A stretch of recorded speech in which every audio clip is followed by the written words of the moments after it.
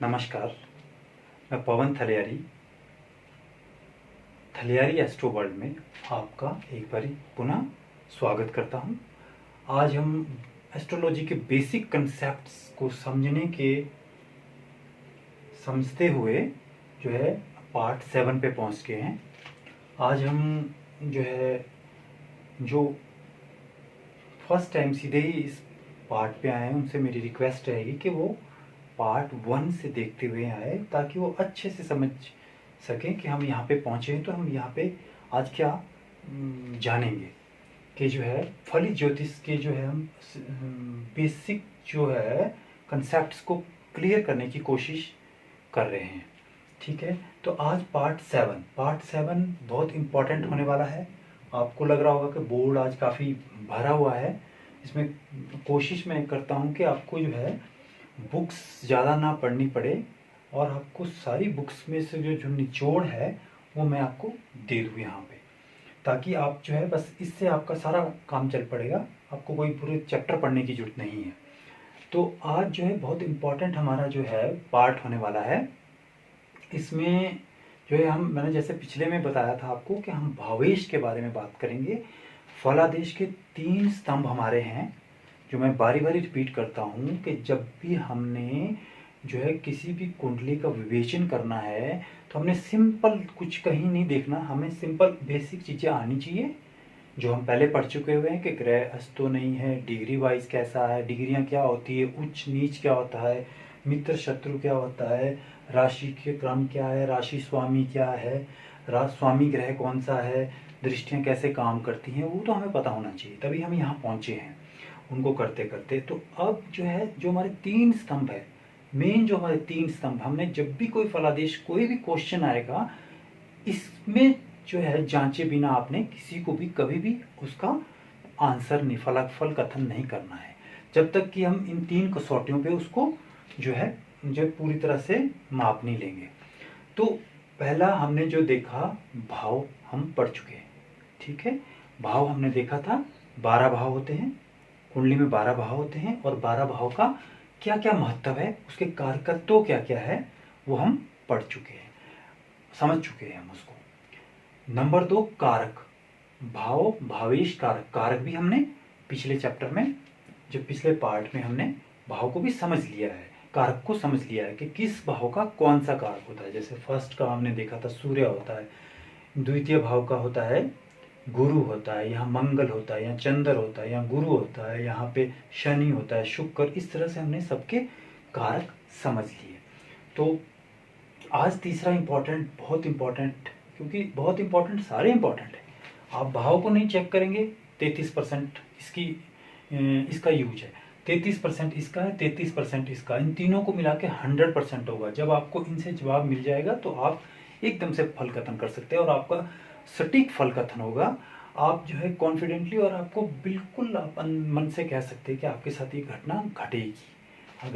अगर इनमें से एक ठीक मिलता है आपको तो आपको 33% यानी 30-40% फायदा मिलेगा उस ग्रह का, या उस दशा अंतर दशा में उस कारक अगर खराब मिलता है या आपका भावेश खराब मिलता है, एक ही चीज़ मिलती है या 2 चीज़ें मिलती है, तो आप समझ लें कि आपको कितना ही उसका फायदा मिलने वाला है। जैसे मैंने आपको एग्जांपल दिया था कि अगर एक सूर्य है किसी के, सूर्य जो है हमने बोला था आज हम उसके बारे में ही चर्चा होनी है आज सारी कुछ, कि सूर्य हमें मान लो सरकारी क्षेत्र से लाभ दिलाता है, तो किसी को एक वो प्रेसिडेंट भी बना सकता है, तो किसी को जो है वो एक सरकारी छोटा कर्मचारी भी बना सकता है।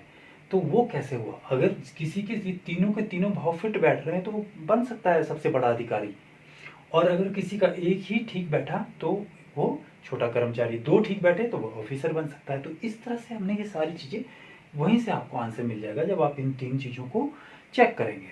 तो 2 चीज़ें हम पढ़ चुके, आज तीसरी भावेश, बहुत इंपॉर्टेंट है। आप इसको, आपको इंटरेस्टिंग लगेगा और आपके सारे अब तो काफ़ी क्लियर आपके हो जाएंगे, जो सारे कंसेप्ट क्लियर हो जाएंगे। अब इसके बाद प्रिंसिपल तो यही है, मेन प्रिंसिपल तो भाव भावेश कारक है। फिर इनको सबको कैसे लागू करना है, अप्लाई कैसे करना है, या कुछ एक्सेप्शंस जो है या कुंडली में, वो हम अगले पार्ट्स में पढ़ेंगे और धीरे धीरे आपका फिर जैसे जैसे अभ्यास चलेगा और आप जो बहुत अच्छी कुंडली को विवेचन करने लग जाएंगे।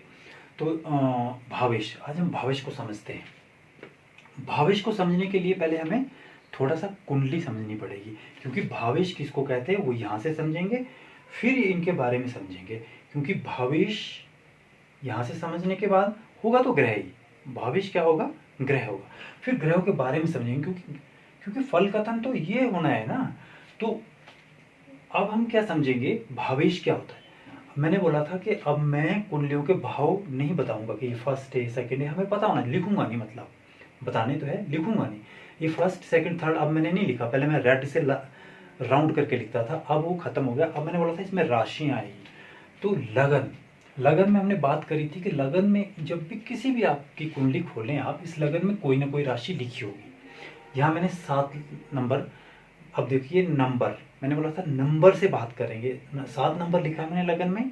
7 नंबर का क्या मतलब हुआ, तुला राशि, तुला, देखिए आप 7 नंबर तुला राशि, स्वामी ग्रह शुक्र। अब ऐसे ये समझना, इसलिए मैं इसको यहाँ से जो है रब नहीं कर रहा, ठीक है, क्योंकि ये बहुत इंपॉर्टेंट है, ये आपको जवानी, मैंने बोला था ये आपको जवानी लहरा होना चाहिए। 7 6 नंबर, ठीक है। बुध की राशि, बुध का स्वामी, ये सॉरी कन्या राशि, कन्या राशि का स्वामी बुध। यहाँ पे तुला, वृश्चिक, वृश्चिक राशि का स्वामी मंगल, वृश्चिक राशि का स्वामी मंगल। 8 नंबर वृश्चिक मंगल, ये ऐसे समझना है हमने इनको। तो ये जो लगन में 7 क्यों आया, ये थोड़ा टेक्निकल इशू है और इस पे हम नहीं जाएंगे, क्योंकि कुंडली का निर्माण हम नहीं सीख रहे हैं, गणित पाठ नहीं सीख रहे, हम फलादेश सीख रहे हैं। ये आप सॉफ्टवेयर में जाएं, कोई एप्लीकेशन डाउनलोड करें मोबाइल में, आजकल असंख्य एप्लीकेशन आती है कुंडली की। आपने बर्थ और बर्थ प्लेस टाइम और वो उसका जन्म तिथि डालें, आपको सारा कुछ निकल जाएगा और उसमें आपकी लगन में लिखा होगा कि कौन सी राशि है। मैंने वैसे आपको जस्ट सिंपल ये समझाया था कि जब भी बच्चे का जन्म होता है तो पूर्व दिशा की ओर जो भी हमें राशि उदित होती हुई प्रतीत होती है उसी को लगन कहते हैं, उस समय का। तो जब भी बच्चे का जन्म हो, सुबह शाम जब भी, और जो ग्रह जिस जिस राशियों में उस टाइम प्लेस्ड होते हैं वो, जिसको हम गोचर बोलते हैं, गोचर के हिसाब से चल रहे होते हैं, ठीक है। तो शनि जैसे आजकल मान लो मकर राशि में, तो हम इस कुंडली में यहाँ लिखेंगे उसको कितनी डिग्री कितना भोग चुका है। जैसे मान लो उसको 6 महीने हो गए, 8 महीने हो गए, तो कितने हो गया, तो उस तरह से उसकी डिग्री फिक्स होगी। लेकिन इसमें हम ज़्यादा नहीं, हम इसमें जो है इसको नहीं ज़्यादा देखेंगे, हम ज़्यादा सीखेंगे नहीं इसको। हम बस एक कुंडली हम समझ लेंगे कि ये जो है इस तरह से लगन आया है, ये 7 नंबर की कुंडली है। उसके बाद इसको मैंने बोला क्रम नहीं टूटता, हमने बोला था राशि क्रम नहीं टूटेगा। तो यानी अगर ये निकालनी है, उसमें ये सॉफ्टवेयर सारी निकाले, ये नहीं निकालनी होती, ये निकालते हैं उसके बाद ये इसको लिख देते हैं 7 8 9 10 11 12। किसी को हो सकता है यहाँ पे 2 आए, वृष राशि आए, तो उसको 3 4 5 6, आप अपनी कुंडली देखें, खोलें, सबकी अलग अलग हो सकती है। तो किसी का यहाँ 1 लिखा हो सकता है, किसी का 2 लिखा हो सकता है, किसी का 3 लिखा हो सकता है, उसके बाद उसको आगे को सीक्वेंस में उसको लिखा होगा। तो ये होगी, मैंने बोला था कि कुंडली में 12 भाव होते हैं, 3 चीज़ों से बनती है कुंडली, 12 भाव, 12 राशियाँ, आज मैंने राशियाँ फिट कर दी इसमें, और 9 ग्रह, ठीक हो गया। भाव हम पढ़ चुके, राशियाँ भी हम पढ़ चुके हैं, फिट करना हमने देख लिया कैसे करते हैं। अब हमने इसके राशि स्वामी भी हमें पता है कि तुला राशि का स्वामी क्या है, मेष राशि का स्वामी मंगल है, तुला का शुक्र है। मैंने बोला था कि सूर्य और चंद्र को एक एक राशि का स्वामित्व प्राप्त है, सूर्य को सिंह राशि का और चंद्रमा को कर्क राशि का, और दूसरे 5 ग्रह को हमारा 2-2 राशियों का स्वामित्व प्राप्त है। राहु केतु को कोई राशियों का स्वामित्व प्राप्त नहीं है। इसको भी जैसे जैसे हम आगे अभी पार्ट इसमें पढ़ेंगे, ये समझेंगे, वैसे वैसे हमें पता चलता रहेगा। इसलिए मैंने इनको अलग लिखा है राहु केतु को, क्योंकि इनको कोई राशियों का स्वामित्व प्राप्त नहीं है, ठीक हो गया। तो हमने समझ लिया कि कुंडली में 3 भाग हुए, तीनों भागों का हमने भाग मतलब उसके 12 भाव और 12 राशियां फिट हो गई, यहाँ तक क्लियर होगा। 9 ग्रह भी हमने पढ़ लिए, 9 ग्रहों के बारे में आज हम, ग्रह तो हमने पढ़ लिए, लेकिन ग्रहों से हमने समझना क्या है वो आज हम पढ़ेंगे, विस्तृत रूप से पढ़ेंगे, और आप इसको अच्छे से समझ जाएंगे कि सूर्य का क्या महत्व है, चंद्रमा का क्या महत्व है, राहु का क्या महत्व है। आप जैसे ही जैसे हमने भाव पढ़े थे, 12 भाव हमने अच्छे से पढ़ लिए, पहले से तन का, धन का, बल का, सुख का, संतान का, ठीक है, शत्रु, स्त्री, आयु, धर्म, कर्म, आय, व्यय, ऐसे हमने पढ़ पढ़ लिया कि किससे क्या देखना है। क्योंकि जो क्वेश्चन आएगा, मैंने बोला उसका आंसर हमें कैसे मिलेगा, भाव। सबसे पहले हमने ये भाव, हम इसको भाव हाउस समझे, हाउस बोलते हैं। कारक, जो इसका कारक मैंने बोला था सूर्य होता है फर्स्ट का, तो जो इसका गुरु होता है, आज हम समझेंगे कि उसका क्या मतलब है। और तीसरा भावेश, यानी जो इस हाउस में राशि आई जन्म के समय, वो भावेश कहलाएगा। इंपॉर्टेंट, एक बार और बोलता हूँ, 12 भाव में जन्म के समय लगन में जो राशि आई और उसके बाद जो सब राशियां फिट कर दी गई, तो यानी किसी भी भाव में जो राशि लिखी गई है उसके स्वामी को भावेश कहेंगे। यानी उस हाउस का, उस घर का मालिक भावेश, यानी मेरा ये घर है तो यहाँ का मालिक मैं हूं। ठीक है, तो इसी तरह जैसे अब इसको जो है, मान लो ये सप्तम भाव है, तो सप्तम भाव में भावेश क्या हुआ, 1 नंबर, यानी कि 1 नंबर क्या, मेष, मेष राशि। तो मेष राशि लिखिए यहाँ पे, तो मेष राशि का स्वामी मंगल, तो यानी सप्तमेश क्या हुआ, यानी भावेश क्या हुआ, मंगल। इसी तरह लग्नेश क्या हुआ, शुक्र। ये धनेश क्या हुआ हमारा, ये आपका मंगल। ये गुरु, ये शनि, ये भी शनि, शनि को 2 राशियां प्राप्त है। ठीक है, यहाँ पे गुरु को भी 2 राशियां है, 9 और 12, तृतीयेश और षष्ठेश। ठीक है, ये इस तरह से जो है हम इनको समझेंगे भावेश। तो ये क्लियर हो गया कि भावेश में कोई ज्यादा बड़ी बात नहीं है। भावेश का मतलब है उस भाव में जो अंक लिखा है उसका नाम राशि का स्वामी ग्रह। नाम राशि यहां मान लो मीन लिखी है, इस हाउस का जो स्वामी, इस हाउस का ओनर कौन हुआ, मीन। मीन का मतलब बृहस्पति, गुरु। जब भी हमने मान ली पंचम स्थान, ठीक है, पंचम स्थान, अब हमें क्वेश्चन आता है, हमें कोई भी जातक आके पूछता है कि मेरी मान ली संतान के बारे में पूछता है, ठीक है, संतान होगी या नहीं होगी या कैसे होगी, जो भी संतान से संबंधित कोई भी क्वेश्चन पूछता है तो 3 सूत्र लगाने हैं हमने। तो कैसे लगाने हैं, भाव, भाव पंचम, हमें पता है पंचम स्थान से संतान को देखते हैं। अब भावेश, भावेश यानी इसमें सबके अलग अलग होगी, मैंने बोला ये लगन के हिसाब से बदलेगी। अब इस तुला लगन में ये जिसका भी तुला लगन होगा, यहाँ वहां पे मकर कुंभ आएगी। ठीक है, कुंभ, कुंभ राशि का स्वामी शनि, यानी हम भावेश शनि को भी देखेंगे, औरों की और हुआ तो अगर इनके किसी के मकर हुआ यहाँ पे तो वो भी शनि देखेंगे, यहाँ पे ये हुआ क्या बोलते हैं मीन राशि हुई तो गुरु देखेंगे। अब यहाँ पे क्या हुआ, हम शनि देखेंगे, पंचम भाव पंचमेश यानी शनि, और कारक, यहाँ का कारक क्या है, गुरु। तो हमारे तीनों चीजें फिट होगी। हम इन 3 चीजों को देखेंगे। पंचम स्थान बुरे प्रभाव में है तो हम बोल देंगे 33 भाव खराब है तो तेरे 33% नहीं जुड़ेंगे। भावेश शनि, यानी शनि भी कहीं 6, 8, 12 में है, कहीं खराब स्थिति में है तो वो भी नहीं जुड़े। कारक, कारक क्या होगा यहाँ का, गुरु, गुरु भी कहीं 6, 8, 12 में है। अभी पढ़ेंगे कि कब कब वो खराब माना जाता है, कब कब ठीक माना जाता है। 6, 8, 12 में मान लिया, अभी जस्ट एग्जाम्पल दे रहा हूँ, 6, 8, 12 में खराब माना है तो तीनों की तीनों चीजें, तो आप उसको बोल दीजिए कि आपको संतान से ना सुख होगा ना कुछ होगा। आप बोल दीजिए, कॉन्फिडेंटली बोल दीजिए, नहीं होगा। कोई भी चार्ट, अगले चार्ट जो सब डिविजनल चार्ट से उनको देखने की जरूरत नहीं है, आपने सिर्फ लगन कुंडली से आप बिल्कुल कह सकते हो। हाँ, अगर आपको कोई आशा की किरण, कैसे आपको लगा कि भाव खराब है, भावेश खराब है, लेकिन कारक ठीक है, कारक का मतलब है गुरु कहीं अच्छा प्लेस्ड है, तो आप फिर आप डिविजनल चार्ट्स में जाके भाव और भावेश की स्थिति देख सकते हैं। वो हम आगे पार्ट्स में पढ़ेंगे कैसे देखते हैं, लेकिन मोटे तौर पे आप एकदम से आइडिया लगा सकते हैं। अब मान लीजिए आपने कोई भी और देखना हो, मान लीजिए आपने वैवाहिक जीवन के बारे में देखना हो, तो क्या देखेंगे हम, वैवाहिक जीवन हमें पता था सप्तम स्थान, सप्तम स्थान को देखेंगे। भावेश, भावेश क्या हुआ यहाँ पे, मेष राशि, स्वामी मंगल, मंगल को देखेंगे, सप्तम भाव को देखेंगे, मंगल को देखेंगे, और सप्तम स्थान का कारक ग्रह क्या है, शुक्र को देखेंगे। बस ये 3 चीजें हमने चेक करनी है कि वो कुंडली में किस तरह से फॉर्मूला उनका 3 चीजें चेक करने का भी हम अगले पार्ट्स में पढ़ेंगे, लेकिन होगा कुछ नहीं, होगा वही वो। अप्लाई कैसे करना है वो मैं आपको मतलब हम सीखेंगे। लगना तो वही है। कहीं भावेश जो है, मान लीजिए यहाँ पंचम का शनि है, कहीं अस्त तो नहीं है सूर्य से, कहीं डिग्री वाइज कमजोर तो नहीं है, कहीं 6 8 12 में तो नहीं है, कहीं मतलब पाप कर्तरी में तो नहीं है। अभी हम समझेंगे ये पाप कर्तरी क्या चीज़ है, या सारी चीज़ समझेंगे। तो अगर उस तरह से अगर नहीं है, अच्छा है, कहीं इसमें है, केंद्र भाव में है, त्रिकोण भाव में है, तो हम बोलेंगे शुभ है। तो हम बोलेंगे आपको संतान से मतलब आपको सुख मिलेगा, या आपकी संतान होगी। ठीक है। अब वही हमने देखा था कि यहीं पे अगर राहु जैसे ग्रह हो जाए तो पंचम स्थान भाव खराब, भावेश यानी शनि है 6 8 12 में चला गया, वो खराब, या किसी राहु मंगल वगैरह के साथ है तो खराब, कारक गुरु और उसकी भी अगर राहु शनि के साथ है तो वो भी खराब।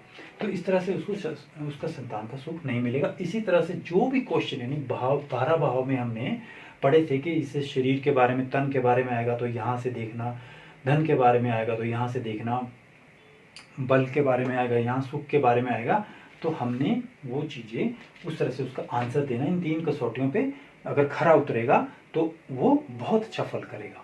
तो अब हमने देख लिया कि इस भावेश क्या हुआ कि उस हाउस का ओनर का स्वामी ग्रह, वो ही उसका ओनर हुआ, यानी स्वामी, उस जो राशि है उसका स्वामी ग्रह वहां का ओनर हुआ। मान लीजिए चतुर्थ स्थान में मकर राशि है शनि की, तो मकर राशि किसकी होती है? शनि की। तो शनि इसका क्या हुआ?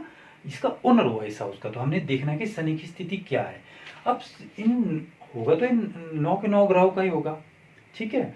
तो लेकिन हम क्या है, अब आप यहाँ देखेंगे राहु केतु को तो हमने पढ़ा था कोई राशि ही नहीं अलॉट है, तो इसके बारे में हम बाद में चर्चा करते हैं।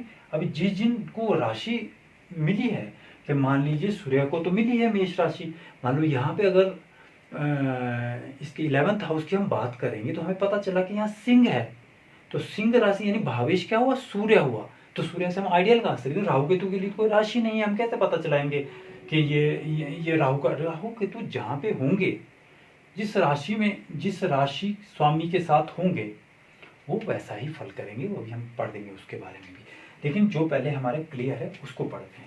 तो अब हमने देखा कि हमें क्या करना होगा इस भावेश को समझने के लिए। ये तो हमने समझ लिया भावेश किसको बोलेंगे, लेकिन फल क्या करेगा वो। मान लो हमने पढ़ लिया कि लगन में आपकी तुला राशि है, तुला राशि का स्वामी शुक्र है। अब शुक्र कैसे होंगे भैया, हमने इसमें जाना क्या, मतलब हमने इन भावेश को इसको ऐसे समझने से फल कथन के लिए इसको इंपॉर्टेंट क्यों बोला है? प्रिंसिपल है, ये मेन प्रिंसिपल है, बस इसके अलावा कुछ भी नहीं है। भाव, भावेश, कारक। जैसे मैंने बोला था कि भाव क्यों इंपॉर्टेंट है, क्योंकि उसी से तो पता चला कि अगर जो क्वेश्चन करेगा तो कहाँ देखना है, कौन सा हाउस देखना है। कर्म के बारे में ये देखना है, संतान के बारे में ये देखना है, ठीक है। इस तरह पत्नी के बारे में ये देखना, पुत्र के बारे में ये देखना है, सुख के बारे में ये देखना है, वो पता चला। इसलिए वो मेन चीज पिलर वो है। उसके बाद कारक, कारक मेन पिलर है, क्योंकि वो भी बताता है कि इस घर का कारक कौन है। तो सूर्य है, जैसे यहाँ का भी सूर्य है, तो वो भी हमने इंपॉर्टेंट है। भावेश, अब भावेश जो है, अब हम जो है अब पढ़ेंगे भावेश। हमने पढ़ लिया कि ये यहाँ पे शनि है, ठीक है। या हम बात कर रहे थे लगन की, सॉरी, लगन में शुक्र की राशि है, तुला राशि है। अब हमारे मन में सीधा एकदम ध्यान आ जाना चाहिए, आपने किसी की कुंडली खोली, आप अभी उसने क्वेश्चन नहीं किया है आपसे, आपको इसको देखने से ही पता चल जाएगा एक जस्ट सिंपल से कि अच्छा तुला लगन की कुंडली है। तुला लगन की कुंडली, या आपको कोई कुंडली दिखाने आता है जो दूसरे की कुंडली दिखा रहा हो और आपके पास उसकी, आपने उसको देखा नहीं हो जिसकी वो कुंडली दिखा रहा है, तो आप उन कुंडलियों से आइडिया लगा लेंगे कि किस किस तरह का व्यक्तित्व का ये आदमी होगा, या किस तरह का ये इसका रंग रूप होगा। मैंने बोला था कि फर्स्ट हाउस से क्या देखते हैं हम? रंग रूप देखते हैं। अब अगर फर्स्ट हाउस में, अभी जस्ट सिंपल बात कर रहे हैं हम, सारी चीज़ें नहीं देख रहे, लगा रहे हैं। फलादेश अभी आगे चलेंगे तब सीखेंगे तो स्टेप से, लेकिन थोड़ा सा आपको समझने के लिए हम आप दोनों समझेंगे इसको कि क्या है। कि तुला है यानी शुक्र, शुक्र की राशि। और मैंने आपको, हमने पीछे पढ़ा कि शुक्र की मूल त्रिकोण राशि कौन सी है? तुला। तो यानी शुक्र इसमें जो है अच्छा महसूस करता है, वो भी याद रखना है। सारी चीजें प्रिंसिपल तो मतलब बेसिक तो वही रहेंगे कि कौन सी राशि, जैसे शनि की त्रिकोण में, मैंने बोला ये त्रिकोण भाव में कुंभ राशि आई, तो शनि को ये प्रिय राशि है शनि की, तो ये अच्छा फल करेगी, इससे अच्छा करेगी, ठीक हो गया। अब दूसरी राशि शुक्र की यहाँ है, पहले जो उसको ज़्यादा प्रिय वो ये है। अब अगर तुला लगन में तुला राशि आई या ये वृष राशि आती तो ये भी शुक्र की है, ये भी शुक्र की है। मान लो यहाँ 2 लिखा होता तभी शुक्र की है, अब 7 लिखा, ये भी शुक्र की है। तो आप किसी भी जातक की उठा लें, शर्त एक है कि कुंडली सही बनी होनी चाहिए। अगर कुंडली सही, समय सही नहीं किसी ने आपको बताया और आपने सॉफ्टवेयर में कुंडली बनाई और वो गलत बनी क्योंकि समय सही नहीं था, तो आपकी प्रेडिक्शन तो बिल्कुल रॉन्ग लाइन में चलेगी, फिर तो कुछ नहीं कह सकते हम। लेकिन अगर सब कुछ सही है, समय, डेट ऑफ टाइम, प्लेस, सब सही है और आपने कुंडली बनाई, फिर आपने देखा कि तुला लगन आ रहा है, तो तुला लगन देखते ही या वृष लगन आए, शुक्र का लगन आए, कोई भी, तो आपके देखते ही आपको ये मतलब आप बोल सकते हैं कॉन्फिडेंटली कि ये जो भी जातक जिसकी भी कुंडली है वो सुंदर होगा देखने में, क्रूप नहीं हो सकता। शुक्र की राशि है, शुक्र की राशि, और अगर ये लड़की की कुंडली होगी तो वो बहुत अति सुंदर होगी। अगर लड़की के लिए वृष या तुला लगन मिले तो आप कह सकते हैं कॉन्फिडेंट, आप देख लीजिए खुद, आप अभ्यास करें, मेरे बोलने पे आप मत जाएं, आप खुद अभ्यास करें कि आपको तुला लगन की या वृष लगन या शुक्र की मीन राशि मैंने बताई थी, हमने बात करी थी मीन, शुक्र की उच्च राशि, किस राशि में शुक्र जो है उच्च का होता है, मीन राशि में होता है, और कन्या राशि में नीच का। तो मीन लगन अगर मिले, अगर आपको यहाँ 12 लिखा, मीन, मीन का मतलब 12 लिखा हुआ मिले तो यानी वो बृहस्पति की राशि है, लेकिन शुक्र की वो उच्च राशि है। शुक्र की जब वो उच्च राशि है तो वो क्या होगा, विद्वान के साथ साथ, सुंदर के साथ साथ विद्वान भी होगा। अगर किसी को मीन लगन मिले तो वो इंसान, लड़की होगी तो बहुत सुंदर होगी, और अगर लड़का होगा वो भी सुंदर होगा, और जो है वो विद्वान भी होगा, मतलब वो अपने जो है ज्ञान में भी, जो ज्ञान भी उसका अच्छा होगा और सुंदरता भी होगी, दोनों चीजें होगी। लेकिन अगर ये 7 या 2 मतलब तुला या वृष मिल रहा है लगन, तब वो आप कह दीजिए कि जिस भी जातक की सुंदर कुंडली है वो सुंदर होगा। हाँ, अब कंडीशन क्या है वो, क्योंकि हम अभी जस्ट हमने एकदम से देखा है, एक बारी में देखी है हमने कुंडली, अभी हो सकता है यहाँ पे किन्हीं और ग्रहों का प्रकोप हो, मान लो शनि का, राहु का, उसके इफेक्ट आएंगे, वो हम अभी जब हम एक तीनों चीजों को, इन चीजों को लगा के कुंडली का फलादेश करेंगे। लेकिन एक मोटे तौर पे आप कह सकते हैं कि ये ऐसा होगा। मान लीजिए यही सप्तम 7 नंबर यहाँ लिखा हो तो आपकी संतान का भाव है, ठीक है, तो संतान का भाव है तो हम बोलेंगे आपकी संतान सुंदर होगी। यहाँ पे 2 नंबर लिखा हो, यहाँ पे 7 नंबर लिखा हो, यहाँ पे 12 नंबर लिखा हो, तो वो सुंदर होगा। यानी कोई भी जहाँ पे भी उसका संख्या आएगी तो ये इंटरेस्टिंग है। आप खुद कुंडलियाँ देखेंगे तो आप गौर करेंगे कि जो मैं बात कह रहा हूँ ये बिल्कुल सही निकल रही है, ठीक है। चलो इसको बाद में डिटेल में और करते रहेंगे, अभी थोड़ा सा एक बारी हम अपना आज का जो हमारा पार्ट है उसको कंप्लीट कर लेते हैं। तो मैं बताना ये चाह रहा था कि अगर हमने भावेश देख लिया, अब भावेश से समझना क्या है वो तो तभी पता चलेगा जब हमें उस भावेश के बारे में ज्ञान होगा, भी वो उसका है क्या कारकत्व। शुक्र में मैंने बोला सुंदर होगा तभी ना कि उसका कारकत्व है सुंदरता, इसीलिए बृहस्पति का क्या, उसका ज्ञान है। तो अगर वो हमने आज पढ़ना है कि भावेश हमने पढ़ा, लेकिन उस भावेश से समझना क्या है, अर्थ क्या लगाना है, उसका आंसर क्या देना है। तो अब हम एक एक करके सारे के सारे 9 ग्रहों को, यानी 7 ग्रहों का ही रहेगा, राहु केतु तो जिसके साथ होंगे वैसा ही असर करेंगे, ठीक है, फल करेंगे। अब सूर्य पे आ जाते हैं। थोड़ा लंबे लंबे हमारे जो है पार्ट्स लंबे लंबे हो रहे हैं, क्योंकि इसलिए मैं थोड़ा जल्दी जल्दी बोल रहा हूँ ताकि कुछ समय कम में ये पूरा हो जाए। बिल्कुल डिटेल और अच्छे से इसको कंसेप्चुअली अगर क्लियर करना है तो थोड़े लंबे तो पार्ट्स रहेंगे ही, आप इसको आराम से देखें, और आप बिल्कुल, आपको किताबें पढ़ने की जरूरत नहीं, आपको यहीं सारा कुछ क्लियर हो जाएगा और एक आप अच्छे से जो है बिल्कुल प्रेडिक्शन कर सकते हैं, बिल्कुल कॉन्फिडेंटली, बिल्कुल सही होगा, स्टिक होगा आपका। तो अब सूर्य, थोड़ा सा जल्दी जल्दी करेंगे। सूर्य, हमने देखा कि ग्रहों के नैसर्गिक कारकत्व, क्योंकि हमने समझना है ना कि अगर शुक्र यहाँ पे हुआ यानी तुला लगन हुआ तो उसका स्वामी शुक्र, तो ये हाउस किसको मिला, शुक्र को। और यहीं पे अगर ये मकर होता, 10 नंबर होता, तो ये किसको मिला, शनि को। तो अपने समझना है ना कि शनि के कारकत्व क्या है, कैसा होगा फिर उसका व्यक्तित्व, यही तो समझना है। तो नैसर्गिक कारकत्व थोड़ा टिपिकल वर्ड है, नैसर्गिक कारकत्व, इसको समझने, नैसर्गिक होता है नेचुरल, ये बहुत बारी मैं तो शब्द को यूज करूंगा नैसर्गिक कुंडली में, तो आपने कंफ्यूज नहीं होना। कोई संस्कृत का वर्ड में यूज नहीं कर रहा, कोई कुछ नहीं, हम यूज कर सिंपल शब्दावली का इस्तेमाल कर रहे हैं। तो इसलिए मैंने इसको समझाने के लिए नैसर्गिक कारकत्व, नैसर्गिक मतलब नेचुरल, नेचुरल का मतलब है जो उसमें है ही है, क्योंकि एक तात्कालिक भी आएगा शब्द आगे। अभी हम बात करेंगे कि नैसर्गिक क्या होता है, तात्कालिक क्या होता है। नैसर्गिक तो आप आज समझ गए, हम लोग समझ गए कि नेचुरल जो उसमें है ही है। मान लो जो गुण मुझ में है, जो बाई बर्थ मुझ में है, वो मेरा क्या होगा, नैसर्गिक, नेचुरल। एक होता है कि मैं किसी के घर गया हूँ, मैं किसी ऑफिस में गया हूँ, जो तात्कालिक के हिसाब से मुझे बदलना पड़ रहा है। एक चोर है लेकिन एक पुलिस स्टेशन में जाएगा तो वो भी नमस्ते करेगा, उसको तात्कालिक रूप से अपना रूप वो जो है कारकत्व तो बदलना पड़ेगा। लेकिन नैसर्गिक रूप से वो जैसे ही बाहर आएगा वैसे ही उस तरह से फिर एक्शन करेगा। तो ये फर्क है बस, जस्ट सिंपल। नैसर्गिक, नेचुरल, तात्कालिक जो समय के अनुसार, जैसे हो सकता है गुरु कुंडली में, जैसे अब यहाँ पे छठ अशुभ स्थान मैंने बोला था, तीसरा ये अशुभ स्थान, तो ये भी बृहस्पति की राशि, ये भी बृहस्पति की, तो यहाँ पे जबकि बृहस्पति एक शुभ ग्रह, नैसर्गिक शुभ ग्रह है, उसको नेचुरली वो क्या है, शुभ ग्रह है। लेकिन यहाँ पे तात्कालिक इस कुंडली के लिए ये क्या हो गया, तात्कालिक रूप से अशुभ हो गया। अभी हम पढ़ेंगे कि मारक ग्रह, अगला हमारा जो है इंपॉर्टेंट आ रहा है पार्ट, अगला पार्ट जिसमें हम यही पढ़ेंगे कि जो है मारक ग्रह कौन से होते हैं या शुभ ग्रह कौन से होते हैं, उसके बारे में हमारा जो है अगला पार्ट आ रहा है, उसमें आप बिल्कुल अच्छे से समझ जाएंगे। तो आज सूर्य, ठीक है, अब सूर्य के बारे में पढ़ते हैं कि सूर्य क्या है, समझते हैं सूर्य के बारे में। मान लीजिए सूर्य, इस कुंडली में सूर्य कहाँ पे आया, यहाँ पे। इसको तुला लगन के लिए 11वें हाउस का मालिक बना सूर्य। अब आप क्या समझेंगे इससे, सूर्य क्या, सूर्य होता क्या है, उस तरह से उसको फायदा मिलेगा।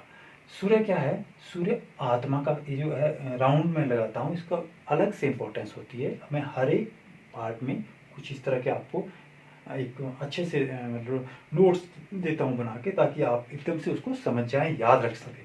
जैसे मैंने पहले पिछले में दिया था आपको कि इसको तन बोलते हैं, इसको धन बोलते हैं, इस तरह से करके।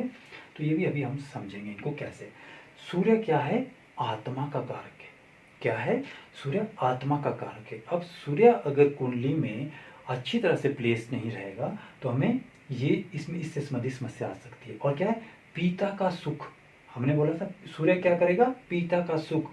अगर सूर्य कुंडली में पाप ग्रहों से प्रभावित है या 6, 8, 12 में है जैसे हमने बोला था, तो क्या होगा, पिता का सुख नहीं मिलेगा। बहुत सारे लोग आपने ऐसे देखे हैं बच्चे जो जन्म से ही उनके पिता की होते नहीं, मतलब डेथ हो जाती है, जल्दी हो जाती है, और उनको पिता का सुख नहीं मिल पाता। यानी कि उनका सूर्य उनका कहीं पे जो है बुरे ग्रहों से प्रभावित है या प्लेस्ड कहीं अच्छा नहीं है। बोन्स, हड्डियों की समस्या, कोई क्वेश्चन आपको आया, किसी ने पूछा कि मेरी हड्डियों में समस्या है, मेरी हड्डियां अचानक टूट जाती है, बोन्स की समस्या, मतलब कोई भी लेवल, तो आपके ध्यान में एकदम आना चाहिए कि बोन्स के लिए सबसे पहले तन उसका बीमार है, यहाँ से देखेंगे लगन से, क्यों मैंने बोला तन के लिए ये देखना, क्योंकि बोला मैं बीमार हूँ, फिर उसने बोला बीमारी क्या है, बोन्स की प्रॉब्लम है, तो फिर बोन्स के लिए क्या देखेंगे, सूर्य देखेंगे, बोन्स के लिए क्या देखेंगे, सूर्य देखेंगे। ठीक है, ऐसे ही हार्ट, उसने पहले उसका शरीर देखो, तन मतलब लगन देखो कैसा है, लगन का मतलब यहाँ पे भाव देखो, इसका भावेश देखो, इसका कारक देखो, इसका वाइज कारक सूर्य ही है इसका, तो और भावेश क्या है, शुक्र है, शुक्र देखेंगे तो हमारे को पता चल जाएगा इन तीनों चीज़ों से कि उसका स्वास्थ्य कैसा रहेगा। फिर उसको सूर्य, अगर उसने बोला मुझे हार्ट की समस्या है तो फिर सूर्य चेक करो, ठीक हो गया। आंखों की समस्या है, नेत्र, सूर्य चेक करना। उच्च पद प्रशासनिक अधिकारी, उच्च पद और प्रशासनिक अधिकारी, अभी हम एक बहुत इंटरेस्टिंग जो है हमारा आगे पार्ट आएगा जिसमें हम सरकारी नौकरी के बारे में चर्चा करेंगे, और आप उसको देख के बिल्कुल कॉन्फिडेंटली किसी को भी कह सकते हैं कि इसको सरकारी नौकरी मिलेगी, इसको प्राइवेट नौकरी मिलेगी। तो वहाँ पे इसका रोल आएगा सूर्य का, कि जब भी हमें प्रशासनिक अधिकारी या राज्य सत्ता का हमें वो देखना हो तो क्या से पता चलेगा, सूर्य से पता चलेगा। जैसे मैंने बात अभी शुरू में करी थी कि प्रेसिडेंट भी वही बनेगा तो एक छोटा कर्मचारी भी बनेगा। सूर्य किस डिग्री का है, किस स्थिति में है, किन ग्रहों के साथ है, तो उससे हमें पता चलेगा। प्रशासनिक अधिकारी, उच्च पद, आरोग्यता, क्योंकि आरोग्यता क्यों बोला गया, क्योंकि सूर्य जो है लगन का कारक ग्रह है, कारक ये वाला, ठीक है। तो इसलिए इसको आरोग्यता का कारक है। अगर ये सही है तो आदमी निरोगी रहेगा, सारा जीवन भर निरोगी होगा वो। और केंद्र सरकार, अब यहाँ पे पॉइंट नोट करने का कि केंद्र सरकार बोला मैंने, राज्य सरकार नहीं बोला, केंद्र सरकार। अब मान लो आप आईएएस बनते हो, तो यानी कि आप सेंट्रल गवर्नमेंट की नौकरी कर रहे हो, आईपीएस बनते हो, तो यानी तो सूर्य आपको चेक करना पड़ेगा। अभी हम बात करेंगे जब नौकरी का हमारा जो है एम्प्लॉयमेंट पे जो मेरा पार्ट आएगा, वो हम देखेंगे कि आप मतलब सेंट्रल गवर्नमेंट में नौकरी करेंगे कि आप स्टेट गवर्नमेंट के नौकरी करेंगे। तो ये केंद्र सरकार के लिए हमें सूर्य देखना है, ठीक हो गया। तो सूर्य से हमने क्या देखा, पिता का सुख, बोन्स, हार्ट, नेत्र, उच्च पद, प्रशासनिक अधिकारी, आरोग्यता, केंद्र सरकार, राज्य सत्ता, यानी इसमें बहुत है, लेकिन जो इम्पोर्टेंट आपको एकदम से पता होने चाहिए वो मैंने यहाँ पे आपकी सुविधा के लिए लिखे हैं। नंबर 2 चंद्र। चंद्र किसका है, मन, ठीक है। ये आत्मा का कारक था, ये मन का कारक, नैसर्गिक कारकत्व पढ़ रहे हैं हम, नेचुरल उनके गुण, कारकत्व मतलब उसके गुण। चंद्र मन, माता का सुख, ये जो जितने भी ग्रह हैं 9 के 9, इनका रिलेशन में सबसे अलग अलग संबंध है। आपने बोला मुझे पिता से सुख नहीं, सीधा देखिए सूर्य। आपने बोला मुझे माता से सुख नहीं, सीधा देखिए चंद्रमा। आपने बोला मुझे छोटे भाई से मुझे समस्या है, तो देखिए मंगल। तो मैंने बोला था छोटे भाई के लिए ये और मंगल देखना है, ठीक है। आपने इस तरह से अभी हम सब बारी बारी सबको समझेंगे। तो इससे हमने पिता का देख लिया, चंद्र से माता का सुख, माता का सुख मिलेगा। मन, मन विचलित रहेगा या मन आपका सुदृढ़ रहेगा, तो वो चंद्र से हमें पता चलेगा। राज्य सरकार, ये देखो इंपॉर्टेंट, ठीक है। ये जो है अगर राज्य सरकार की बात आएगी तो ये चंद्रमा, और केंद्र सरकार की बात आएगी तो आपका ये कौन सा, सूर्य। तो राज्य सरकार, जब राज्य सरकार में आपकी कोई भी राज्य सरकार से संबंध रहेगा तो आपको चंद्रमा देखना है। मान लीजिए आपने कोई आपने राज्य, अपनी स्टेट में कोई गवर्नमेंट से डील करनी हो, तो वो पूछेगा कि हमें कर लो कि नहीं, कोई कॉन्ट्रैक्टर या कुछ भी है, वो देखेंगे अभी हम आगे। तो हमें क्या चंद्रमा भी देखना है फिर कि क्या आपको फायदा है राज्य सरकार से या नहीं है। शरीर में तरलता, लिक्विड, जितना भी शरीर में लिक्विड है, ब्लड को छोड़ के, मतलब जितना भी ब्लड को छोड़ के लिक्विड है, अगर उसकी समस्या है या वो कुछ भी प्रश्न इस तरह का आता है, तो उसके लिए चंद्रमा देखना। शरीर की तरलता, तो हमें चंद्रमा, क्योंकि चंद्रमा पानी का कारक है, और जितने भी पानी से संबंधित जो भी चीजें हैं, ठीक है, समंदर, नदी, नाले, तो आपको चंद्रमा देखना है। हो सकता है आपको कोई इस तरह का क्वेश्चन आए कि क्या मैं एक्सपोर्ट का भी, इम्पोर्ट एक्सपोर्ट का बिजनेस कर लूँ, तो उसमें क्या, उसमें दरिया बीच में आ रहा है, समुद्र बीच में आ रहा है, तो आपने देखना चंद्रमा, ठीक है। बिजनेस के लिए तो फिर मान लो हमने सप्तम भाव, हमने व्यवसाय देखा था, अभी बुध की चर्चा आएगी, तो बुध भी बिजनेस के लिए, वो तो पहले तो होगा बिजनेस कर भी पाएगा कि नहीं, वो तो अलग मुद्दा है। लेकिन एक्सपोर्ट इंपोर्ट की अगर वो बिजनेस की बात करेगा, आपको जब पता चला कि एम्प्लॉयमेंट नहीं, मतलब ये नौकरी नहीं, ये बिजनेस इसको अच्छा रहेगा, लेकिन अगर चंद्रमा ठीक नहीं तो एक्सपोर्ट इंपोर्ट का बिजनेस वो नहीं कर पाएगा। वो विद इन द टेरिटरी, यानी कि अपने कंट्री में ही या अपनी स्टेट में ही बिजनेस उसको फायदे में रहेगा। तो जिसका चंद्रमा ठीक होगा तो वो जो है एक्सपोर्ट इंपोर्ट, यानी कि समुद्र से सामान ले जाना, समुद्र से आना, तो वो कर सकता है। तो शरीर में तरलता हमने समझ ली। मन, ठीक है, मन, चंद्रमा मन का कारक है। अभी हम आगे डिजीजेज में भी पढ़ेंगे कि मान लीजिए आजकल कितनी ही आत्महत्याएं आदमी करता है, ठीक है, तो उसका चंद्रमा से उसका रिलेशन है। लेकिन चंद्रमा अकेला नहीं, जब तक कि उसको राहु शनि जैसे ग्रहों की सपोर्ट ना मिलेगी, नेगेटिव सपोर्ट नहीं मिलेगी, तब तक आदमी आत्महत्या नहीं करता।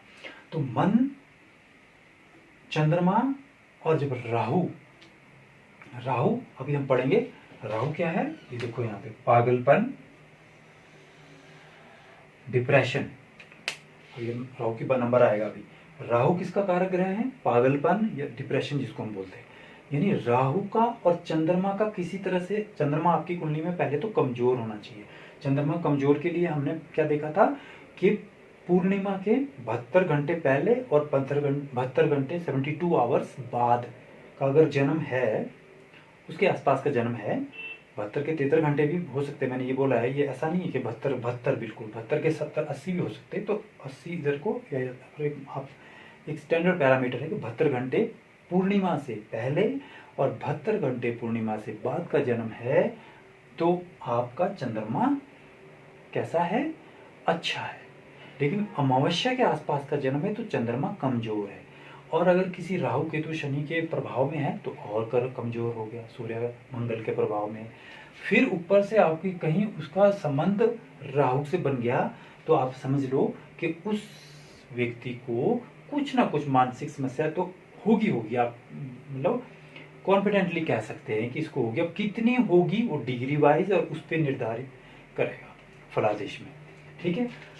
अगला नंबर 3 है मंगल। मंगल बल का कारक, शक्ति देखनी है तो मंगल को देखना है, क्योंकि जितने भी शक्ति के काम है, चाहे वो स्पोर्ट्स स्टेमिना देखना है, आपने कोई आर्मी देखनी, मतलब सेना पुलिस बल, जितने भी डिफेंस से संबंधित काम है उसके लिए हमें मंगल स्ट्रॉन्ग चाहिए, यानी कि उच्च का होना चाहिए, डिग्री वाइज अच्छा होना चाहिए, प्लेस्ड अच्छा होना चाहिए। तो वो क्या है, मंगल में देखेंगे। मान ली आपने देखा है कि कोई अब मंगल कमजोर है तो आप एक छोटे कांस्टेबल बन सकते हैं। मतलब कमजोर का मतलब है, कमजोर तो नहीं मैं कहना चाहूँगा, लेकिन कमजोर का मतलब कुछ मतलब इतना शुभ नहीं है, या शुभ तो है लेकिन बहुत अच्छा शुभ नहीं, उच्च का नहीं है, मूल त्रिकोण में नहीं है, तो या अच्छे पर उसमें नहीं है, तो आप एक कांस्टेबल तो बन जाएंगे, अच्छे बन जाएंगे, कांस्टेबल बन गए, लेकिन आए तो डिफेंस में, डिफेंस से ही जुड़ेंगे किसी न किसी तरह से। लेकिन अगर आपका उच्च का मंगल है और यह मूल त्रिकोण में की राशि वाला मंगल है तो आप क्या है, आप सेनापति बनिए। पुलिस में आप आईपीएस ऑफिसर बन सकते हैं, आप जो है मेजर जनरल कर्नल सारे बन सकते हैं। तो उसके लिए बल की जरूरत है, तो वो क्या बनेंगे, मंगल से देखेंगे आप। मंगल से भूमि, जितने भी भूमि है उसका कारक ग्रह कौन है, मंगल। कि आपने देखा होगा कुछ लोगों को बहुत सारी जमीन होती है, किसी के पास कुछ भी नहीं होती, तो वो मंगल का प्रभाव है, ठीक है। शरीर में ब्लड, शरीर देखो हम एक रिलेशन की बात कर रहे हैं हर एक से, जैसे यहाँ पिता का, यहाँ माता का देखा हमने चंद्रमा से, मंगल से हम देखेंगे यहाँ पे छोटे भाई का देखेंगे। ये एक तो ये चीजें देखते रहेंगे, और एक शरीर में किस पार्ट पे ये इफेक्ट करता है, यानी ये बोन्स हार्ट पे करता है, ये किस पे करता है, मन पे कर, चंद्रमा मन पे करता है, मंगल किस पे करता है, ब्लड पे करता है, ठीक है। मान लीजिए मंगल जो है आपकी कुंडली में अच्छा नहीं है तो आपको ब्लड के संबंधित समस्या हो सकती है, ठीक है। और अगर उसमें जो है राहु या शनि के जैसे बुरे जो है पाप ग्रहों का जो प्रभाव आएगा तो कैंसर, ब्लड कैंसर तक आपको वो हो सकता है उसको, जातक को, ठीक है। ब्लड, सेना पुलिस बात कर चुके हम। डकैती, अभी डकैती मैंने लिखा, डकैती का मतलब क्या होता है, डकैती कैसे होती है, चोरी में बल की जरूरत नहीं होती, डकैती में बल की जरूरत होती है, यानी डाकू वही बनेगा जो शक्तिशाली होगा। तो या तो डकैती के लिए भी डकैती भी वही करेगा, यानी कि अगर मंगल तो उसका स्ट्रॉन्ग है लेकिन उसमें कुछ बुरे ग्रहों का प्रभाव है तो वो क्या बना, डाकू बना। और एक मंगल तो दूसरे का भी स्ट्रॉन्ग है लेकिन उसमें शुभ ग्रहों का प्रभाव आया तो वो बना सेनापति या पुलिस में ऑफिसर। तो यानी ऐसा नहीं है, डाकू का भी मंगल अच्छा है तो सेनापति का तो भी तो है ही है मंगल अच्छा, लेकिन वो बना डाकू, वो बना सेनापति। तो बोलने का मतलब ये है कि जब मंगल बुरे ग्रहों का, अच्छा मंगल तो अच्छा है उसकी कुंडली में लेकिन बुरे ग्रहों से प्रभावित है तो बना डाकू। और क्योंकि डकैती करनी है उसको पावर चाहिए, और अगर वो अच्छे ग्रहों से वो उसमें वो है तो बनेगा सेनापति या पुलिस में अफसर, स्पोर्ट्समैन, मैकेनिकल इंजीनियर। जो मैकेनिकल इंजीनियर के लिए मंगल ठीक चाहिए, ऐसे तो इंजीनियरिंग के लिए शनि होता है, सिंपल इंजीनियरिंग, लेकिन जो मैकेनिकल इंजीनियरिंग है उसके लिए हम मंगल देखते हैं। डॉक्टर के लिए मंगल जरूरी है। युद्ध, सेनापति हम बात कर चुके, जितने भी युद्ध होते हैं वो मंगल का इफेक्ट है, छोटा भाई, ठीक होगा। अब बुद्ध को समझने के लिए ये क्या है, बुद्धि का कारक है, ठीक है। ज्ञान का तो हमारे पास गुरु है, लेकिन बुद्धि, उस ज्ञान को अप्लाई कैसे करना है, इन तर्क शक्ति, जैसे हम रीजनिंग जिसको बोलते हैं, ठीक है। कई बार आदमी बहुत ज़्यादा एकेडमिक, उसके पास कोई क्वालिफिकेशन नहीं होती, यानी वो बीए में पढ़ा हुआ नहीं होता, लेकिन फिर भी उसकी एक तर्क, आप उसको बोल नहीं सकते उसके साथ बात करते हुए कि ये जो है इसको कोई ज्ञान नहीं है, उसकी तर्क शक्ति बहुत अच्छी होती है। व्यवहारिक ज्ञान उसको बहुत अच्छा होता है। तो यानी जिसका बुध अच्छा उसकी बुद्धि अच्छी। और वहाँ ब्लड का था ना मंगल, यहाँ पे ये स्किन से संबंधित जो भी समस्या है, यानी बॉडी में जो स्किन है उसका, उस पे जो है बुध, वो किसका, उसका कारक कौन है, बुध। जब भी स्किन की समस्या आएगी तो बुध कहीं आपको प्रॉब्लम कर रहा है। तो क्योंकि अगर स्किन से संबंधित कोई आता है कि मुझे ये समस्या, तो आपने सिर्फ सीधा उसका बुध देखना है।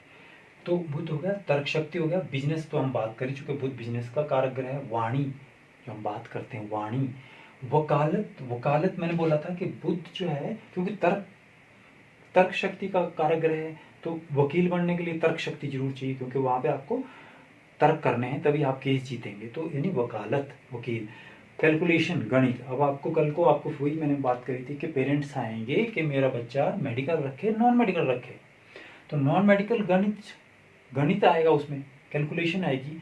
तो आपको क्या करना पड़ेगा, तो देखना पड़ेगा कि बुध उसका ठीक है क्या, वो रीजनिंग लगा पाएगा, तो लगा पाएगा तो आप रख लीजिए नॉन मेडिकल, नहीं तो फिर आपको और विषय देखना पड़ेगा। तो अकाउंटेंट और रिलेशन में, जैसे यहाँ छोटा भाई था, यहाँ माता पिता, और बुध किसका है, मामा मौसी अंकल आंटी, जितने भी हमारे इस तरह से रहते हैं अंकल आंटी वगैरह, वो उनका जो है कारक ग्रह है। ठीक हो गया। अब गुरु जो है ज्ञान का कारक, वो तो था बुद्धि का, यह ज्ञान। जितना भी शास्त्र हमारे पास, इतने भी जो भी आपको नाम आता है या जो भी आपने देखे हैं पढ़े हैं, उन सब का कारक ग्रह क्या है, गुरु है। जब तक गुरु आपका अच्छा नहीं होगा, आप कोई भी शास्त्र नहीं जो है का ज्ञान प्राप्त नहीं कर सकते। तो गुरु ज्ञान का,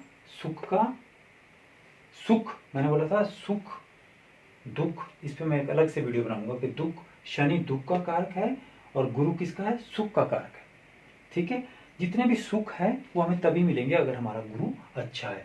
पुत्र, अब देखो यहाँ पे रिलेशन में कितने आ जाते हैं, पुत्र का कारक पति का बड़ा भाई। इन सबसे संबंधित जब प्रश्न आएगा तो सबसे पहले गुरु हमने देखना है। कोई पति के लिए अगर कोई देखना चाह रहा है तो हम गुरु को देखेंगे, पुत्र के लिए देखना चाह रहा है तो गुरु देखेंगे, बड़े भाई से संबंधित देखना चाह रहा है, मुझे बड़े भाई का मतलब सुख मिलेगा या हमारा रिलेशन अच्छा रहेगा, तो गुरु अगर आपका अच्छा है तो आपको मिलेगा। शरीर में चर्बी, मैंने बोला था हम बॉडी को भी साथ साथ लेते रहेंगे इनके साथ। मोटापा, कभी भी आपने देखना किसी की भी कुंडली आपने उठाएं और देखें, जब भी उसकी गुरु की दशा या महादशा चलेगी तो उसको मोटापा बढ़ेगा। आपने देखना लोग मोटे हो जाते हैं, चर्बी बढ़ जाती है, तो वो गुरु का इफेक्ट है। आप सिंपल जो है देख सकते हैं कि गुरु का इफेक्ट है, उसको ठीक किया जा सकता है। मोटापा, आध्यात्मिक वो शास्त्र ज्ञान, मैंने बोला आध्यात्मिक यहाँ पे आध्यात्मिक व शास्त्र ज्ञान, शास्त्रों का जितना भी ज्ञान है वो गुरु जब तक ठीक नहीं होगा तब तक नहीं मिलेगा। और परमार्थ में लिखा कि गुरु से आदमी परमार्थी बनता है और शुक्र से वो स्वार्थी बनता है। ये भी हम समझेंगे जब हम उस वीडियो में, जहाँ पे हम गुरु शुक्र और शनि के बारे में ही पढ़ेंगे, वो बड़ा इंटरेस्टिंग एक पार्ट रहेगा। लेकिन अभी हम इतना समझेंगे क्योंकि अभी हमें जो है सारे कंप्लीट करना है। तो अब आ गया ज्ञान, हो गया गुरु, हो गया शुक्र क्या है, सुख का कारक है। सुख कौन से, भौतिक, ठीक है, भौतिक सुख, यानी आपके घर में गाड़ी है, बंगला है, टीवी है, फ्रिज है, ये सब क्या है, शुक्र। इन पे किसका जो इसका कारक ग्रह शुक्र है। ये आपके पास तभी होंगे अगर आपका शुक्र अच्छा है कुंडली में। अगर वो अच्छा नहीं है तो ये चीजें जो है आपके पास भौतिक सुख साधन नहीं होंगे, बहुत प्रयास करने के बाद भी नहीं होंगे। ठीक है, तो भौतिक, पत्नी का कारक, वाहन, जितने भी आपने देखे एक्टर एक्ट्रेस जो भी है, टीवी सिनेमा जिसमें भी आते हैं, वही बात है, एक टीवी पे आ रहा है, एक बड़े पर्दे पे आ रहा है। शुक्र एक का बहुत अच्छा है तो उच्च का है, या अपने त्रिकोण में है, त्रिकोण उसमें है, उसकी राशि में है, त्रिकोण में है या मूल त्रिकोण राशि में है, या डिग्री वाइज अच्छा है, अच्छे ग्रहों के साथ है, तो एक बड़ा स्टार बनेगा। और अगर वो थोड़ा कम है तो वो टीवी छोटे रीजनल चैनल्स में आएगा। तो गायन, जितने भी गायन, संगीत, टीवी, सिनेमा और भोग विलास, जितने भी भोग विलास के जो चीज़ें हैं, जितने भी भोग विलास की चीज़ें हैं, आपको लगता है जिससे मुझे आनंद आता है, वो सारी चीज़ें पे शुक्र का प्रभाव है। अगर शुक्र आपकी कुंडली में अच्छा नहीं होगा तो कोई भी चीज़ आपके जीवन में ये नहीं प्राप्त होगी। अब शनि, शनि बहुत इंपॉर्टेंट है।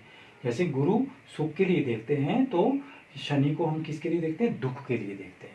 तो दुख, जितने भी दुख है या इस दुनिया में जितने भी दुख है, आप जिसको दुख समझते हैं कि ये दुख है, तो वो उस पर किसका अधिपत्य है, शनि का अधिपत्य है। ठीक है, आयु के लिए इसको देखते हैं। जैसे मैंने बीच बीच में मैं आपसे बात करता रहता हूँ, किसी ने आयु पूछी, तो अभी आयु पे एक बहुत इंटरेस्टिंग मेरा पार्ट है आगे, तो वो हम अभी करेंगे उसको। तो आयु, जैसे आयु के लिए हमने बोला था 8th हाउस आयु, और इसका कारक शनि। तो शनि से इसीलिए हमने क्या लिखा है यहाँ पे, आयु के लिए देखते हैं, क्योंकि आयु, क्योंकि शनि क्या है, शनि मतलब शनि शनि धीरे धीरे चलने वाला, वो इसको डिले कर देता है, डिले कर देता मतलब मरने को, मृत्यु का वो भी है ना घर, तो ये मृत्यु को डिले कर देता है। तो मृत्यु को डिले कर देता है यानी आपकी उम्र बड़ी बड़ी होगी। तो ये कैसे होगी वो इंटरेस्टिंग है, वो हम समझेंगे बाद में। तो आयु हो गया। रोग, जितने भी रोग मतलब कोई भी रोग आपको लगता है तो उस पर जो है शनि का अधिपत्य है। ठीक है, अब सेवक, अब उस रोग को सपोर्ट कौन देता है, अगर शनि के साथ राहु की सपोर्ट मिल गई तो समझो आपको क्रोनिक डिजीज होगी। जितनी भी क्रोनिक डिजीज हमारी होती है जिनका इलाज नहीं है, वो जब तक शनि और राहु का इम्पैक्ट नहीं होता तब तक नहीं होता। अब ये जो है यहाँ जैसे शुक्र पत्नी का आया था, गुरु हमारा पुत्र पति और बड़े भाई का आया था, वैसे शनि किसका है, ये है हमारा अनुचर मतलब सेवक का कारक है। यानी कि ये छोटी नौकर, जितने भी, अगर आपका शनि अच्छा है, हमें लगता है कि हमारी कुंडली में शनि बहुत अच्छा है। जैसे तुला लगन के लिए शनि को केंद्र का स्थान मिला, एक त्रिकोण का मिला, तो बहुत अच्छा है। ठीक है ना, बहुत। अब शनि कहीं प्लेस्ड भी अच्छा हो जाए तो उस आदमी को शनि से संबंधित जितने भी काम उससे फायदा होगा। का मतलब ये है कि जैसे छोटे कर्मचारी के मतलब उसका कारक शनि होता है। तो यानी जो फैक्ट्री का मालिक है तो उसके नीचे कितने छोटे कर्मचारी है, तो उनसे उसको फायदा हो रहा है। तो यानी उसको, जिसका शनि अच्छा है, उसको इस तरह से कार्य कर सकता है वो, जिसकी बहुत सारे कर्मचारी रख के उनसे फायदा लेके फायदा बड़ा कारखाना चला सकता है। ठीक है, तो शनि इस तरह से काम करता है। जैसे सेवक, नौकरी, छोटी नौकरी की बात कर रहा हूँ मैं। ठीक है, उद्योग कारखाने, ठीक, जैसे मैंने बोला शनि अगर अच्छा होगा तो उद्योग कारखाने का मालिक हो सकता है, और अगर शनि थोड़ा कम अच्छा हुआ, काफ़ी बिल्कुल मतलब कम अच्छा हुआ, तो वहाँ पे उसी उद्योग कारखाने में नौकरी करने वाला सेवक हो सकता है। तो ये हमने समझना है कि वो सेवक बनेगा कि मालिक बनेगा। ठीक है, तेल, खनिज तेल, यानी कि जितने भी जमीन से जितनी भी चीज़ें निकलती है, कोयला निकले, तेल निकले, जो भी निकले, वो क्या है, शनि है। मतलब शनि अच्छा है तो आप, कोई आता है कि मैंने कोयले की खान में लेनी है, तो आपको पता होना चाहिए कि शनि ठीक है कि नहीं है भाई, तब लियो, नहीं तो तेरे को उसमें नुकसान हो सकता है। और जी, जोड़ों का दर्द, जितने भी जॉइंट्स पेन है उसमें शनि, वैसे तो रोगों पे सब पे है लेकिन जॉइंट्स पेन पे भी शनि का अधिपत्य है। एग्रीकल्चर बिजनेस, एग्रीकल्चर से संबंधित जितने भी बिजनेस है तभी फायदा मिलेगा आपको अगर आपका शनि अच्छा होगा। जज, क्योंकि शनि क्या है, न्यायाधीश है। शनि जो अच्छे काम करता है उसको बहुत अच्छा फल देता है, बहुत ऊपर, और जो खराब काम करता है उनको सजा देता है। तो यानी ये क्या है, जज है। जज भी बन सकते हैं आप अगर आपका शनि अच्छा हुआ। अंधेरा, अंधेरे का कारक, जितनी भी अंधेरा, जहाँ भी अंधेरा होगा वहाँ शनि का जो है अधिपत्य होगा। चमड़ा, कोयला, अनैतिक कार्य, जितने भी अनैतिक कार्य हैं उस पर क्या है, वो शनि ही कराता है। जब तक आपका शनि अच्छा होगा आप नैतिक कार्य नहीं करेंगे। अब ये तो हमने पढ़े 7 के 7 ग्रह। अब ये हमने क्यों अलग किए, ये दो इसलिए अलग किए क्योंकि इसमें ये 7 के 7 तो फिट हो जाएंगे। कि जैसे यहाँ इसमें तुला लगन में देखें आप, तो तुला लगन में क्या है, शुक्र इसका क्या है, स्वामी ग्रह सॉरी, इसका शुक्र इसका स्वामी ग्रह है, इसका मंगल है, इसका गुरु है। इसके लिए हम इसका जब देखेंगे भाई इस हाउस का कौन मालिक है, तो शनि है, इसका शनि है, इसका गुरु हो गया, इसका मेष का मंगल हो गया, ये शुक्र हो गया, ये बुध हो गया, ये चंद्रमा, सूर्य, बुध। लेकिन राहु केतु के लिए तो कोई राशि नहीं है। जब राशि नहीं है तो उसको कैसे पता लगाएंगे कि राहु केतु के लिए कैसे हम कुंडली में 12 जगह इसको तो फिट नहीं होंगे। मतलब कि 7 ग्रह तो फिट होंगे ही होंगे, क्योंकि उनको राशि का जो है स्वामित्व प्राप्त है, लेकिन इनको तो कोई स्वामित्व प्राप्त नहीं है। तो जब स्वामित्व प्राप्त नहीं है तो इसको जिस भी राशि में बैठे होंगे, जिस भी ग्रह के साथ होंगे, उसी तरह का ये जो फल करेंगे। लेकिन राहु अगर हम देखें तो शनि की तरह प्रभाव करता है और केतु मंगल की तरह।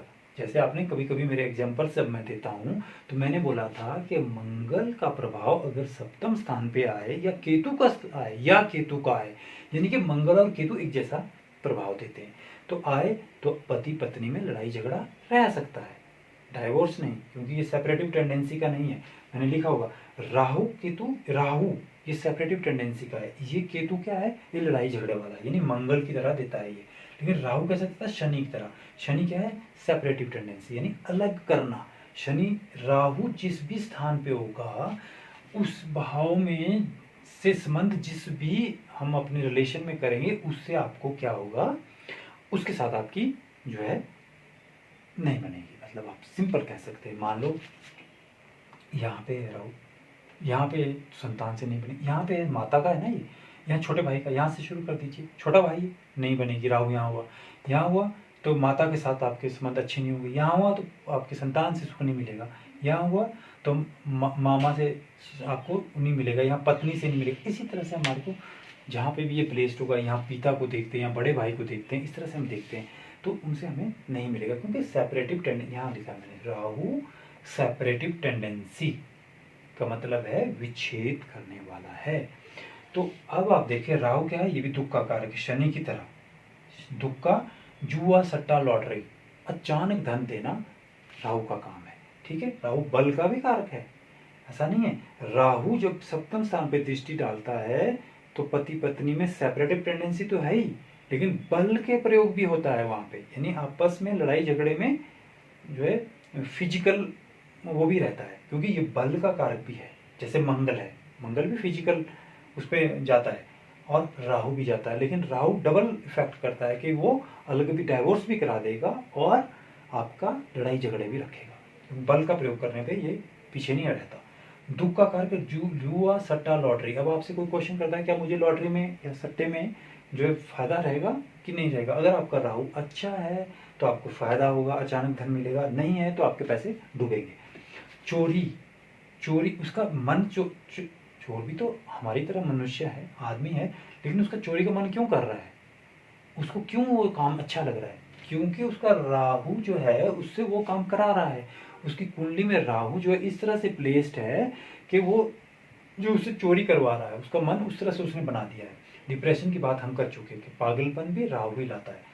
नशा, जितने भी प्रकार के नशे हैं उसमें कारक ग्रह क्या है, राहु। अब हम बोलेंगे नशा करेगा कि नहीं करेगा, मेरा बच्चा नशा करेगा कि नहीं करेगा, आप देखेंगे राहु का इफेक्ट कहाँ आ रहा है। तो जिस स्थान पे भी आ रहा है तो हम देखेंगे वो, अभी हम इसको प्रेडिक्शन में समझेंगे कि वो आपको, क्योंकि इस तरह का आपको क्वेश्चन, आपको एकदम से प्रश्न पेरेंट्स के यही आते हैं कि पढ़ेगा क्या सब्जेक्ट रखें, अच्छा कोई नशा नुशा तो नहीं करेगा या हमारी बात मानेगा, इस तरह के क्वेश्चन आते हैं, तो आप एकदम से उसका जवाब दे पाएंगे। जितने भी राजनीतिक घोटाले आप टीवी अखबार में देखते हैं तो वो राहु ही कराता है। राजनीतिक घोटाले जब राहु का इफेक्ट होगा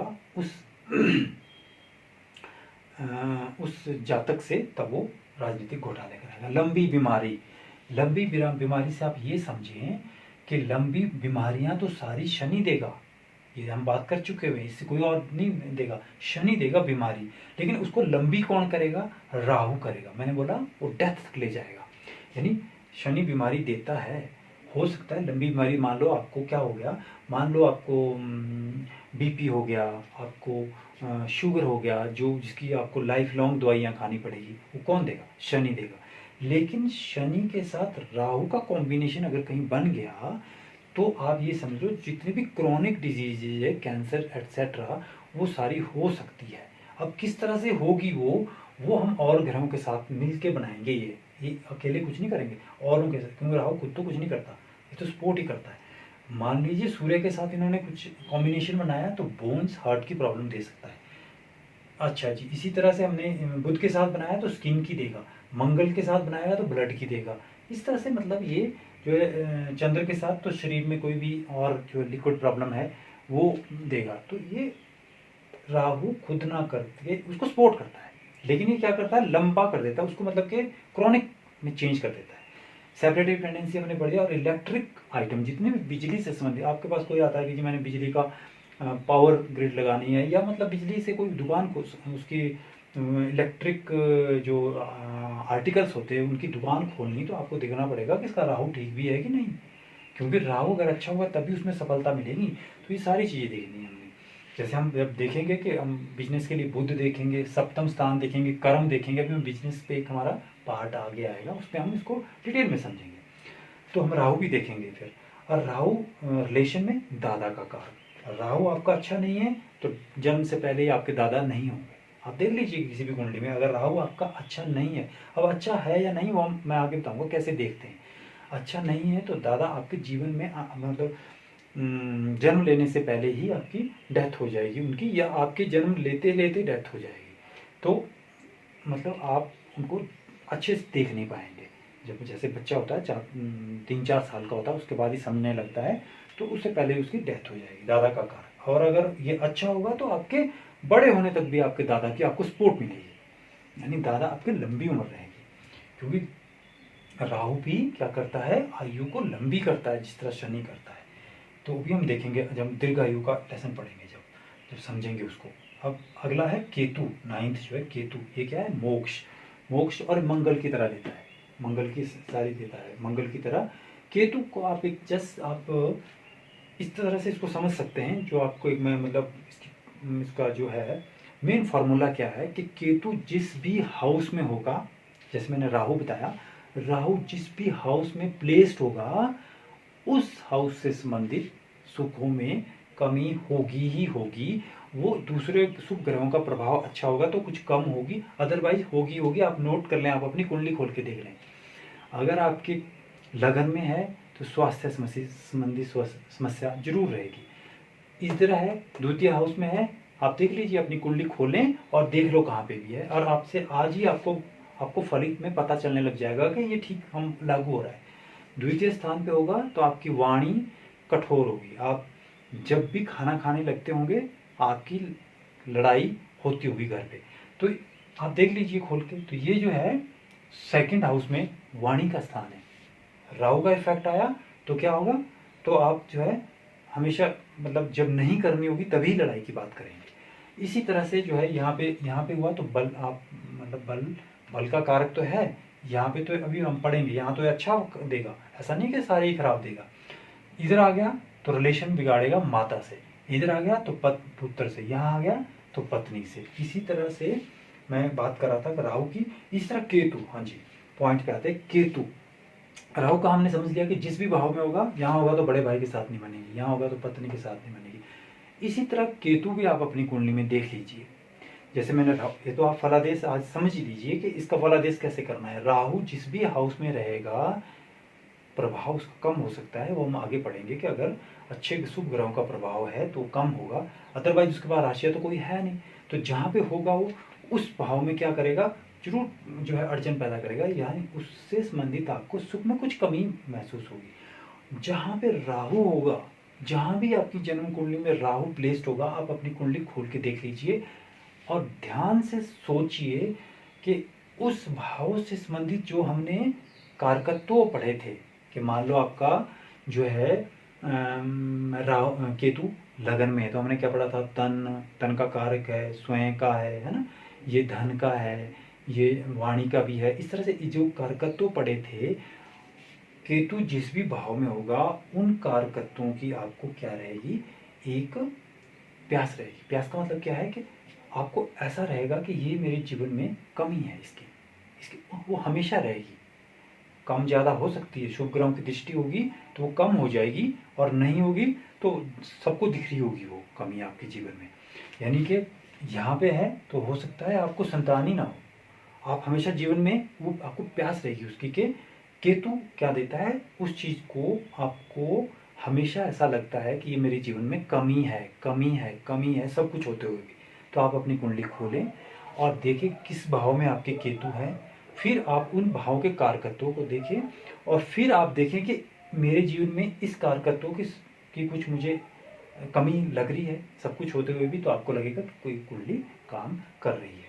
अच्छे से तो अभी हम बाद में समझेंगे, लेकिन एक मोटे आइडिया मैंने आपको दे दिया कि केतु क्या है। एक प्यास है, यानी जहाँ भी रहेगी उसकी आपको पूरे जीवन जो है कमी खलती रहेगी। और ये मोक्ष का भी है। और जितने भी ये गुप्त चीज़ें होती है, जहाँ भी गुप्त शब्द लगाते हैं, जैसे आप यहाँ पे 8th हाउस हमने गुप्त चीज़ें बोला था, जितनी भी आपकी गुप्त चीज़ें हैं वहाँ पे आपको गुप्त रोग हो गया, गुप्त शास्त्र हो गया, गुप्त ज्ञान हो गया, है ना, कार्य, गुप्त के संबंधी कार्य हो गए, वहाँ केतु का प्रभाव रहेगा। केतु अच्छे से प्लेस्ड कहीं है, फिर भी उस भाव से संबंधित प्यास तो रहेगी, लेकिन वो आपको क्या कर सकता है, बहुत अच्छा गुप्तचर बना सकता है, एक जासूस बना सकता है। ठीक है, तो ये भी बना सकता है। अब आप देखो, एक गुप्तचर है, ठीक है, जासूस है, तो क्या हो रहा है, वो एक भिखारी बन के 10-10 साल तक कहीं पे भीख मांग रहा है, तो क्या उसका क्या होगा, वो ठीक है अपना काम कर रहा है, उसको तनख्वाह मिल रही है, बहुत अच्छी सैलरी मिल रही है, लेकिन वो कैसे जीवन अपना जो है, मतलब सारा जीवन जो है उसमें उसका जो है चला जाता है। तो इस तरह के काम ये करता है कि उसके पास सब कुछ होते हुए भी उसको क्या रहेगी, पैसे भी है, सब कुछ है, लेकिन उसको लगता होगा कि मैं क्या कर रहा हूँ, मतलब जासूसी कर रहा हूँ किसी को अपना, क्योंकि मुझे छुपा के काम करना है ना। जैसे अब मान लो हमने कोई लोग हमारे जितने जासूस है पाकिस्तान में चले गए, मान लो पाकिस्तान की जासूसी करनी है, तो वहीं पे जो है रह रहे हैं, वहीं पे सारी उम्र उनकी वहीं हो गई है, तो उनको क्या प्यास है कि यार मैंने अपने इंडिया में जाना था, मैंने वहाँ पे रहना था, मेरा स्टेटस होता, तो वो उनकी सारी जीवन भर, क्योंकि उन्हें अपनी चीज़ों को सीक्रेट रखना है, वो उसको डिस्क्लोज नहीं कर सकते, वही उनका पेशा है। तो ये केतु उनका क्या है, अच्छा होगा तब बनेंगे वो ऐसे, अगर गलत हुआ तो नेगेटिव बनेंगे, नकारात्मक जासूसी करेंगे। ठीक हो गया। और फोड़े फुंसियाँ, हमने देखा होगा कि फोड़े फुंसियाँ हो जाते हैं, शरीर में हो जाते हैं, अब जिस भाग में केतु का इफेक्ट होगा वहाँ पे वो असर करेगा। मान लीजिए ये मुख्य स्थान है, अब यहाँ पे होगा केतु, कुंडली देखें आप, खोलें किसी के भी अपने परिजन या किसी भी परिवार में देखें तो होंगे, तो मुख में आपके फोड़े फुंसियाँ रहेंगे, आपको समस्या रहेगी उससे संबंधित, तो उसका उपाय करेंगे तो तभी ठीक हो पाएगी, हो जाएगी जल्दी। जादू टोना, जादू टोना भी क्या है, एक ऐसी चीज़ है जिसको कोई जानता नहीं, यानी कि गुप्त चीज़ है एक किस्म से। तो जादू टोना, जब हम बोलते हैं कि इसको जादू टोना हो गया, उसका कोई थर्मामीटर तो है नहीं, या कोई ऐसे जिससे हम नाप सके कि हुआ है कि नहीं है, कोई ऐसा उसका हमें नापने का यंत्र तो कोई है नहीं उसका। तो ये कौन कराता है, केतु, जिसको हम ऐसे ही मतलब अनुमान लगाना पड़ता है, और उसको देख या उसको परख नहीं सकते।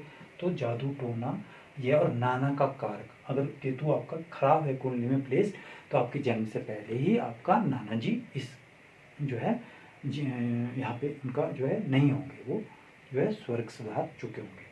और अगर अच्छा है तो आपके नाना आपके बड़े होते होते भी आपको बहुत सपोर्ट करते करते बहुत दिनों तक आपके साथ आप उनका सुख प्राप्त करेंगे। तो इस तरह से हमने आज जो सभी 9 के 9 ग्रहों को समझा, और हमने इनके कारकत्व, नेचुरल इनके गुण, नैसर्गिक कारकत्वों को हमने समझा। ये बहुत इंपॉर्टेंट है, क्योंकि जब अब हम फलादेश पे आ रहे हैं, अब हमने सारे पढ़ लिए भाव, प्रिंसिपल भाव पढ़ लिया, भावेश पढ़ लिया, कारक पढ़ लिया। अब जो है, अब हम इनको जो है सबको मिला के अब हम निष्कर्ष पे पहुंचा करेंगे एकदम से फलादेश पे।